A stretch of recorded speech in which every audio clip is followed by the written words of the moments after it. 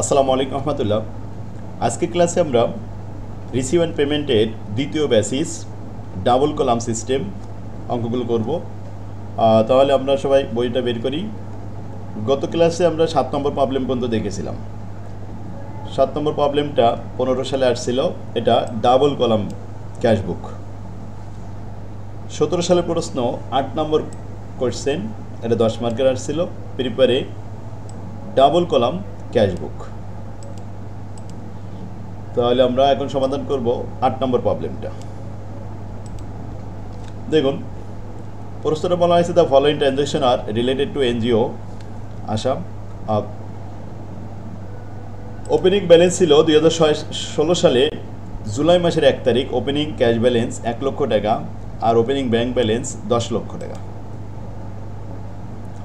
যেহেতু double column করতে হবে, আগে আমরা উত্তরপত্র রেডি করি। Asha NGO cashbook, double column cashbook. এখানে 5টা কলাম দেন। প্রথমে ডেবিট পাশে date, particulars, reference, cashbook, cash column এবং bank column.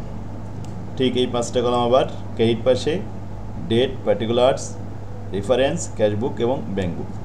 Cashbook, cash column, bank column. প্রথমে ওপেনিং ব্যালেন্স ক্যাশের কলামে 1 লাখ টাকা আর ব্যাংকের কলামে 10 লাখ টাকা। 4 তারিখে donation receive by check 5 lakh টাকা and deposit into the same amount to bank. Cheque receive করে ব্যাংকে জমা দেওয়া হয়েছে। তাহলে রিসিভ পাশে কোন কলামে বসবে? ব্যাংক কলামে বসবে। তো 4 তারিখ ডোনেশন রিসিভ, ব্যাংক কলামে 5 লাখ টাকা দিলাম। যদি শুধুমাত্র ডোনেশন রিসিভ থাকতো, কোনো চেক উল্লেখ না থাকতো, ব্যাংক উল্লেখ না থাকতো, তাহলে আমরা ক্যাশের কলামে দেখাতাম। 6 তারিখে purchase furniture through cheque. Furniture ক্রয় করা হয়েছে চেকের মাধ্যমে। তাহলে পেমেন্ট পাশে যাবে।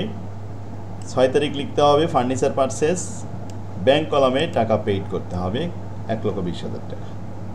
10 তারিখে collection of rural MC loan. MC loan collection করেছে, আদায় করেছে। তাহলে আদায় করলে রিসিভ পাশে আসবে এমসি লোন 40,000 টাকা ক্যাশের কলামে। 15 তারিখে সেল অফ পাসবুক, পাসবই বিক্রি করেছে। পাসবই বিক্রি করলে তো ইনকাম হবে। তাহলে 1,000 টাকা রিসিভ হয়েছে। রিসিভ ঘরে কলাম ক্যাশ কলামে রিসিভ সাইডে সেল অফ পাসবুক 1,000 টাকা পাসবই বিক্রি করে ইনকাম করা হয়েছে। 20 তারিখে লস আর্স পেইড প্রদান করা হয়েছে, আইন খরচ প্রদান করা হয়েছে। পেমেন্ট সাইডে চলে যান, 20 তারিখ লেখেন লস আর্স পেইড 2,000 টাকা ক্যাশ কলামে, কারণ এখানে কোনো চেক উল্লেখ নাই। 22 তারিখে অ্যাডভার্টিসমেন্ট এক্সপেন্সেস পেইড 4,000 টাকা অ্যাডভার্টিসমেন্ট পেমেন্ট করা হয়েছে। পেমেন্ট সাইটে 22 তারিখ লিখলাম অ্যাডভার্টিসমেন্ট পেইড 4,000 টাকা ক্যাশ কলামে টাকা পেইড করলাম। ওয়ার্কিং শপ এক্সপেন্সেস পেইড 10,000 টাকা। পেমেন্ট সাইটে ওয়ার্কশপ এক্সপেন্সেস 10,000 টাকা পেইড করলাম। 30 তারিখে অফিস রেন্ট পেইড, এটা পেমেন্ট সাইডে অফিস রেন্ট 10,000 টাকা পেইড করা হলো ক্যাশ কলামে। 31 ক্যাশ ডিপোজিট ইনটু ব্যাংক, ব্যাংকে জমা দিতে হবে। তার মানে ক্যাশের থেকে টাকা উঠাই নিয়ে ব্যাংকে যেতে হবে। ব্যাংকে জমা দিলে ব্যাংক বাড়বে, ক্যাশ কমবে। যেহেতু ক্যাশ কমবে, তাই প্রথমে পেমেন্ট সাইডে 31 তারিখ লিখে ক্যাশ কলামে 75,000 টাকা লিখলাম। এটা কোথায় নিয়ে যেতে হবে? ব্যাংকে নিয়ে যেতে হবে।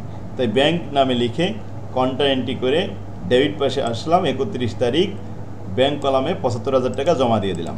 ব্যাংক বৃদ্ধি পেল। কোথা থেকে আসলো? ক্যাশের থেকে আসলো। এটা কন্টা এন্ট্রি, ব্যাস, আর কোনো এন্ট্রি নাই।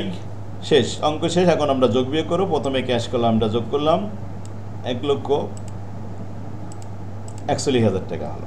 এই 1,41,000 টাকা ক্যাশ কলামে ক্রেডিট পাশে বসানোর পরে ক্যালকুলেটারে বিয়োগ করলাম।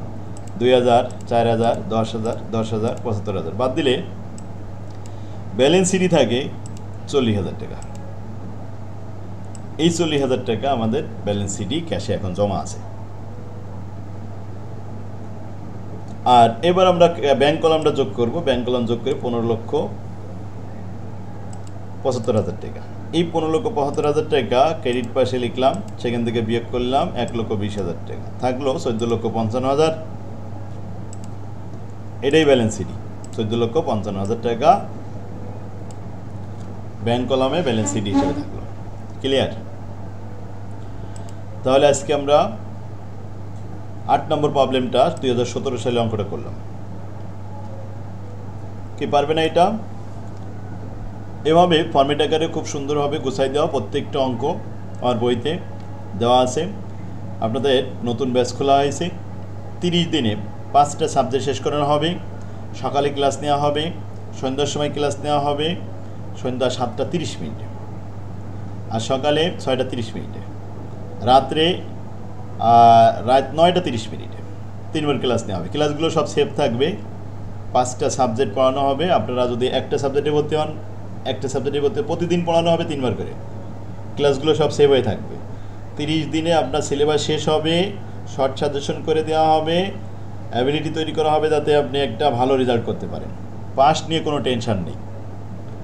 যারা শুধু পাস করতে চান, প্রত্যেকটা সাবজেক্টে বাছাই করে 3টা করে চ্যাপ্টার দেখাই দেবো, যে 3টা অঙ্ক 100% আসবে, যে 4টা অঙ্ক 100% আসবে, যে 5টা অঙ্ক 100% আসবে। এই 5টা অধ্যায় করলে, 4টা অধ্যায় করলে, 3টা অধ্যায় করলে আপনি ভালো রেজাল্ট করতে পারবেন। সেই ভালো যার, সব ভালো তার। এখনই ডিসিশন নেন। আর একটা ভালো বই একজন শিক্ষকের মতো, ভালো শিক্ষকের মতো ভূমিকা রাখে।